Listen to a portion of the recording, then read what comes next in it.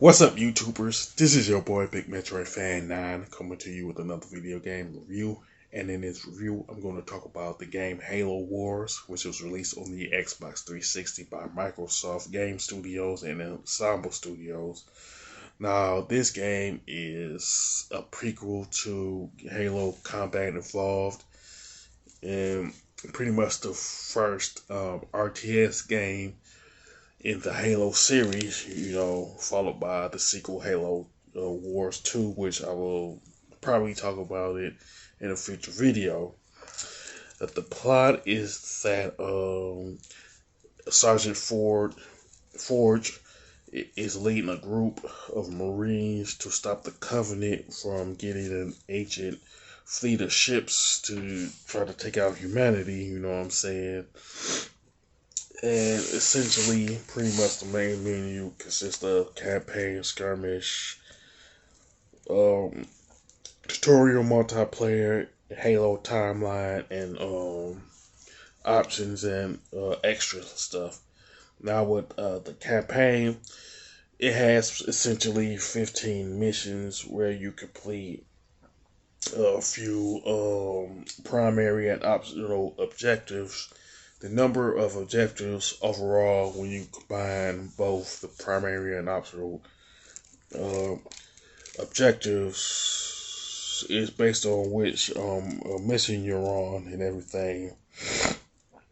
And you can do different things within that particular part of the menu, where you can continue with the campaign, change the difficulty, replay a specific mission that you completed and stuff like that. Now, like with a lot of RTS games, you can build a base, you can build a barracks, recruit soldiers, build turrets and stuff like that and everything. And you'll have a certain amount of resources that you work with to build buildings and recruit the soldiers and stuff like that.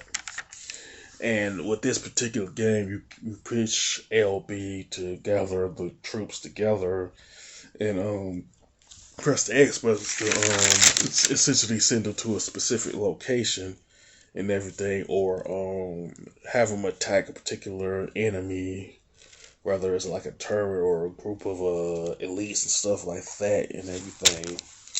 Another thing about it is that essentially, in terms of the tutorials, it's pretty much divided up into basic and advanced tutorials where you get used to the gameplay and stuff like that. And essentially, with the skirmish, you can play with 5 other people, you know what I'm saying, in the kind of like a team deathmatch style mode and stuff like that. You can change the number of players, like 1-on-1, 2 versus 2, or 3 versus 3. You could pick a map from 9 different maps and everything. You could pick the mode between standard and deathmatch. And the difficulty, and one thing about the difficulty, it doesn't change in terms of the name you have. Easy, normal, heroic, and legendary. You know what I'm saying? It's the stuff you're used to in that regard. Now, the multiplayer is where players could play each other on Xbox Live or System Link. You know what I'm saying? But of course, most likely the Xbox Live part of it is not up anymore, because Xbox Live is on the current Xbox consoles, as you would know. You know what I'm saying? When it was up, you could view the service record and the leaderboards when it was up and stuff. And with the Halo timeline, it just shows you the timeline as of Halo Wars and everything. The other Halo games that was released later on, of course, are not included and stuff like that. You know what I'm saying? with the options and extras, you can make the changes that you need to make in terms of like the camera, gameplay, stuff like that. You could also view service records, the end credits, and and the stats from the campaign mode and everything. Now, the graphics and design for Halo Wars are pretty decent with some nice color palettes, you know what I'm saying? It's something that you've seen with the previous Halo games, you know what I'm saying? Pretty much the first three, of course. Now, the controls and gameplay are pretty good, but it doesn't stand out when you compare it to, say, other RTS games, you know what I'm saying? Like Command and Conquer, Army Man RTS, and others and stuff like that. And the soundtrack is pretty good, and it's something that you would expect from the Halo series, you know what I'm saying? And the voice for acting, it does a good job, but the voice actors does a good job and everything.